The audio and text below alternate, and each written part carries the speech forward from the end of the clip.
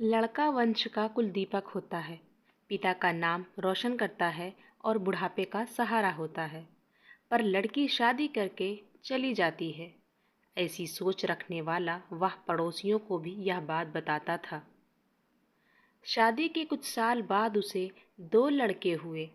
बड़े बेटे का नाम रवि और छोटे बेटे का नाम लवी रखा। बाद में कुछ सालों बाद उसकी पत्नी का निधन हो गया। उसके बाद उसी ने उन दोनों बेटों का ख्याल रखा। समय बीता और उसके दोनों बेटे बड़े हो गए और अब दोनों बेटे नौकरी कर रहे थे। दोनों की शादी भी हो गई। शादी होने के बाद भी वह सब एक साथ ही रहते थे। कुछ साल एक साथ खुशी से थे, लेकिन बाद में दोनों भाई एक दूसरे के साथ झगड़ा करने लगे। दोनों बहुओं में छोटी छोटी बातों पर मतभेद होने लगा। यह सब देखकर पिताजी को बहुत बुरा लगता था। अब दोनों ने अलग रहने का निर्णय लिया और वह अलग हो गए। फिर पिताजी का ख्याल कौन रखेगा, ऐसा सवाल उठने लगा। दोनों बेटे एक एक महीना संभालेंगे, ऐसा तय किया गया। पिताजी एक बेटे के साथ एक महीने के लिए रहने लगा, फिर दूसरे बेटे के पास एक महीना। ऐसा उसका बंटवारा हुआ। पर जैसे तैसे वक्त बीतता गया, वैसे वैसे बहुओं और बेटों में पिताजी को लेकर झगड़ा होने लगा। दोनों बेटों के घर में झगड़े की वजह पिताजी थे। यह बात पिता को अच्छे से समझ आ गई। अब अनिल को पुरानी यादें याद आने लगी थी। उसने जिंदगी में कितनी बड़ी गलती की थी, यह उसे अब समझ में आ रही थी। पर अब इसका क्या फायदा? आखिर दोनों बेटों ने पिताजी को वृद्धाश्रम भेजने का निर्णय लिया। एक दिन दोनों ही पिताजी को लेकर वृद्धाश्रम में गए। वहां जाने पर सभी औपचारिकता पूरी करके पिताजी को मिलकर वह दोनों अपने अपने घर वापस चले गए। बेटे के घर जाने के बाद पिता बहुत रोए। उसके बाद वृद्धाश्रम में कई लोगों ने उसे समझाया, पर वह बहुत दुखी हो गए थे। अनिल को वृद्धाश्रम में आकर 8-10 दिन हो गए थे। वह किसी से भी बातचीत नहीं करते थे और एक पेड़ के नीचे बैठकर विचार में मगन रहते थे। वहाँ के लोग उसे पूछते थे, पर उसने किसी को भी कुछ नहीं बताया। कुछ दिनों में वह एक व्यक्ति से थोड़ा बहुत बोलने लगे। बाद में दोनों की अच्छी दोस्ती हो गई। एक दिन वह दोनों बैठे थे, तब वह व्यक्ति अनिल को अपनी कहानी बताने लगा। वह बोला कि मुझे एक ही बेटा है। वह मेरे साथ छोटी छोटी बातों पर झगड़ा करता था। इस बात को मैं बहुत ऊब गया था। इस वजह से मैंने वृद्धाश्रम में रहने का निर्णय लिया। मुझे कभी कभी लगता था कि मुझे बेटे के साथ एक बेटी भी होती तो कितना अच्छा होता, ताकि आज वह मेरे बुढ़ापे की लाठी बन सकती। उसका बोलना सुनकर अनिल और ज़्यादा दुखी हो गया और वह बहुत गहरे विचारों में खो गया। अनिल को दुखी अवस्था में देखकर उसके दोस्त ने अनिल से पूछा, आप क्या सोच रहे हो? आपके सामने देखो, उस दिखने वाले दो व्यक्तियों में से एक हमारे वृद्धाश्रम के मालिक हैं। उनका नाम कैलाश सेठ है और दूसरी उनकी बेटी है, उसका नाम आराध्या है। वृद्धाश्रम का सारा काम उनकी बेटी संभालती है। कैलाश सेठ इनको एकमात्र बेटी थी। बेटी माँ और पिताजी से बहुत प्यार करती है।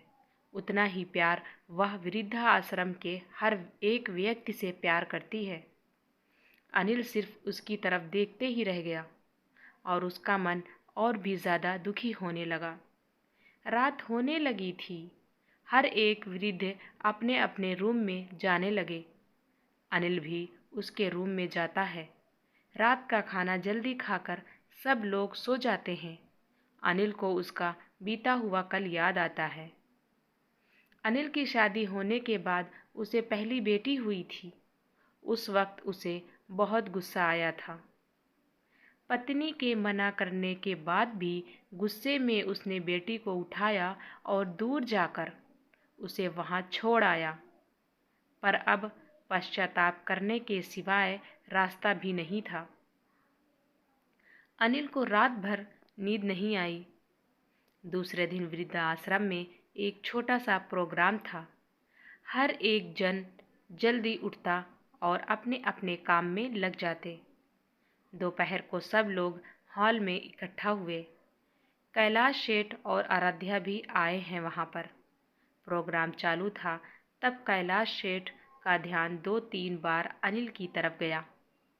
अनिल उनको बहुत उदास बैठा हुआ दिखा। उनको लगता है कि शायद उसकी तबीयत अच्छी नहीं होगी। प्रोग्राम खत्म होने के बाद वह अनिल से बात करने के लिए उनके पास जाते हैं। वह अनिल को दुखी होने का कारण पूछते हैं। तभी अनिल बहुत रोने लगता है और थोड़ी देर बाद वह अपनी पूरी कहानी कैलाश सेठ को सुनाता है। बहुत दुख हो रहा था। दुखी होकर वो अनिल को बोलते हैं कि यह मेरी बेटी नहीं है, मुझे यह नदी किनारे मिली थी। मैं उसे घर ले आया और बहुत प्यार से बड़ा किया। मैं और मेरी पत्नी उससे बहुत प्यार करते हैं और वह हम दोनों से भी उतना ही प्यार करती है। पूरी कहानी सुनने के बाद अनिल बोलता है कि मैंने मेरी बेटी को भी नदी के किनारे मंदिर के पास छोड़ा था। यह सुनकर कैलाश सेठ को थोड़ा गुस्सा आया और वह वहाँ से निकलने ही वाले थे।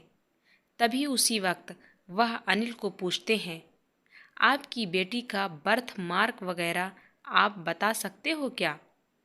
अनिल ने तुरंत जवाब दिया, हाँ बता सकता हूँ। उसके बाएं हाथ पर और पैर पर एक एक उंगली ज़्यादा थी। यह जवाब सुनकर कैलाश सेठ को विश्वास होता है कि आराध्या उसी की ही बेटी है। यह सब सुनकर कैलाश सेठ वहाँ से चला जाता है। वह चले जाने पर आराध्या वहाँ पहुँचती है और वह अनिल को बोलती है कि मैंने आप दोनों की पूरी बात सुन ली है। आपने मेरे बारे में जो भी कहा वह सुनकर मेरा मन बहुत दुखा है। एक पिता खुद की बेटी के बारे में ऐसा निर्णय कैसे ले सकते हैं? यह सुनकर मुझे बहुत बुरा लगा। आपने जो भी किया वह बहुत गलत था। आपने मुझे बेटी बोलने का अधिकार खो दिया है। मैं आपकी बेटी होकर भी आप मुझे रास्ते पर छोड़कर चले गए थे और मैं उनकी बेटी ना होते हुए भी उन्होंने मुझ पर जान निछावर कर दिया। इसलिए वही मेरे सच्चे पिता हैं। आप इस वृद्धाश्रम में रह सकते हैं, पर आज आपने उनके सामने जो बोला है वह फिर कभी भी उनके सामने मत बोलिएगा, क्योंकि आज तक मैंने उनको इतना दुखी कभी भी नहीं देखा।